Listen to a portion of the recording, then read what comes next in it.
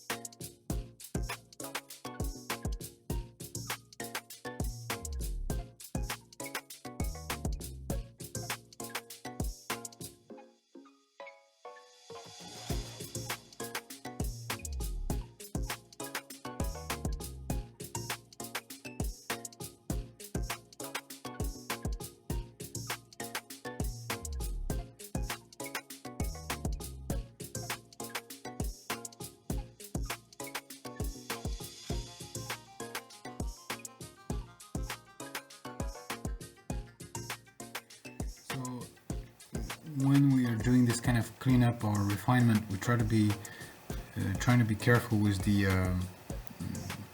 visual language, if you will. You know, this kind of the treatment in general.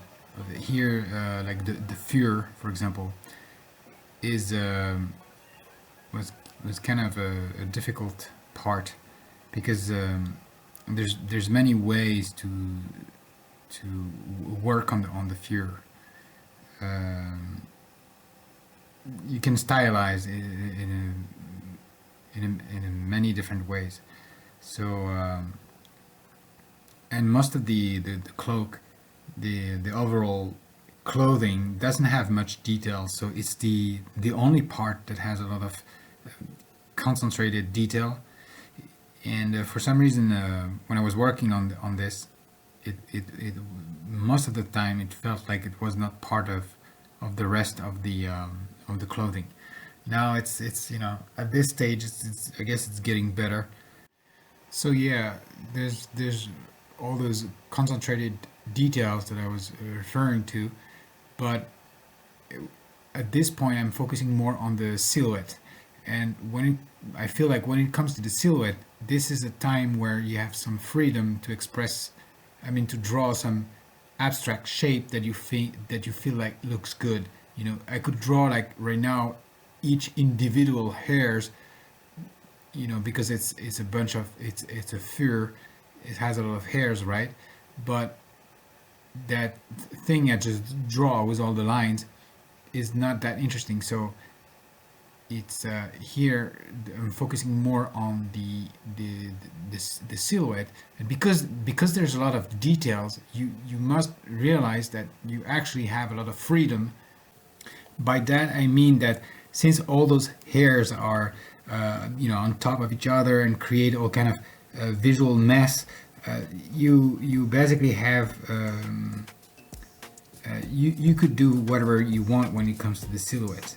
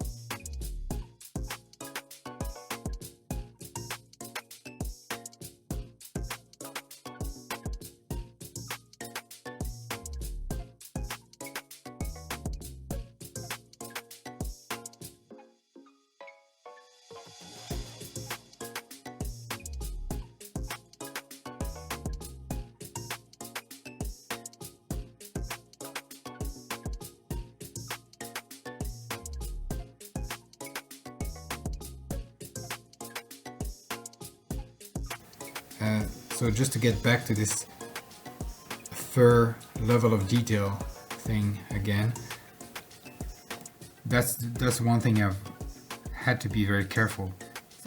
Obviously it has to have some details, but at the same time it doesn't have to have too much detail to the point where it doesn't fit the rest of the cloak. Another solution would have been to put fur and details everywhere, way more on the head, but that's another thing I didn't want to go for. Yeah. There's still the idea here of defining a style that's going to be used for other characters. So that's why I'm kind of there's a bit of a exploration here, even at this stage.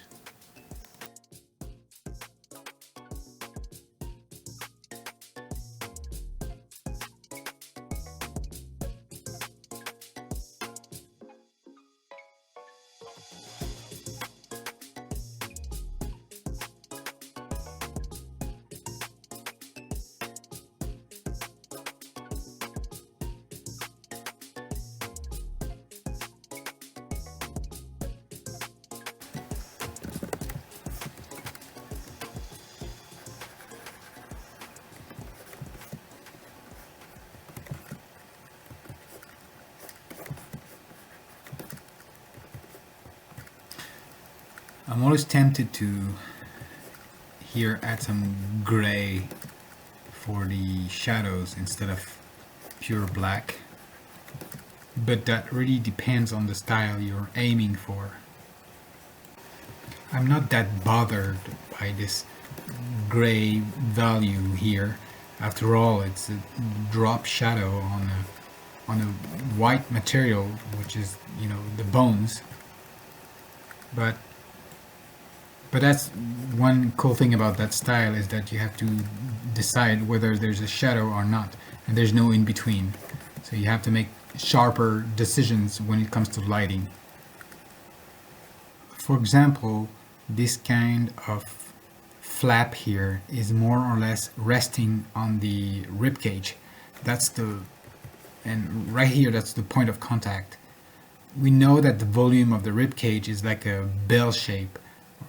It's somewhat spherical here.